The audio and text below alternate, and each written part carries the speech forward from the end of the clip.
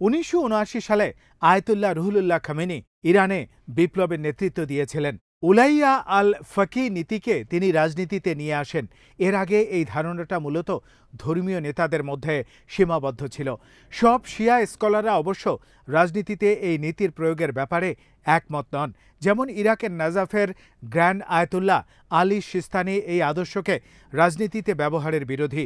তবে শিয়াদের মাঝে একটা বিষয় ঐক্যমত রয়েছে, সেটা হলো সবচেয়ে সিনিয়র ফকি শিয়া সম্প্রদায়কে ধর্মীয় ও আধ্যাত্মিক বিষয়ে দিক নির্দেশনা দেবেন। এই সিনিয়র ফকিকে তারা বলে মার্জা আল তাকলিদ। এই বিশ্বাসটা শিয়াদের মধ্যে গভীরভাবে প্রথিত।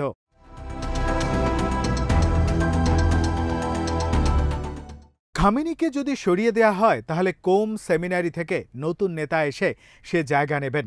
এটা ইরানের সর্বোচ্চ উচ্চ পর্যায়ের শিয়া অধ্যয়ন কেন্দ্র। কোম সেমিনারিতে ইমাম খামেনির দৃষ্টিভঙ্গিকে অত্যন্ত উচ্চ মর্যাদা দেয়া হয়। উলাইয়া আল ফাকি সম্পর্কে তার মতকেও গুরুত্ব দেয়া হয়। নতুন নেতা আসলে তাদেরও এই আদর্শ অনুসরণের সম্ভাবনাই বেশি।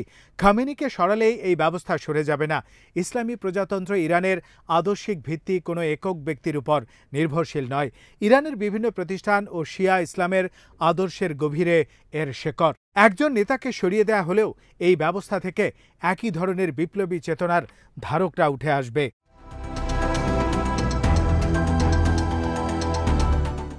ইরানের বৈশ্বিক প্রভাবকে সাধারণত খাটো করে দেখা হয়।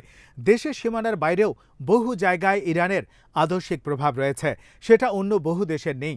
1979 সালের বিপ্লব ছিল একটা ঐতিহাসিক মুহূর্ত।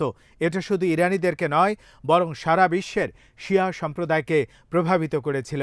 এই বিপ্লবের গভীর ধর্মতাত্ত্বিক ও দার্শনিক তাৎপর্য রয়েছে।